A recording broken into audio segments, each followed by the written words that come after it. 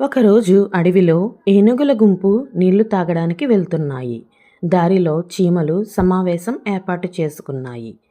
చీమలను చూసి కూడా ఏనుగులు పక్క నుంచి వెళ్లకుండా వాటిని తొక్కుకుంటూ వెళ్ళాయి. పాపం కొన్ని చీమలు చనిపోయాయి. మరికొన్ని చీమలు గాయపడ్డాయి. ఏనుగులు నీళ్లు తాగి తిరిగొచ్చేటప్పుడు చీమలు ఎదురుగా నిలబడి ఇలా అన్నాయి.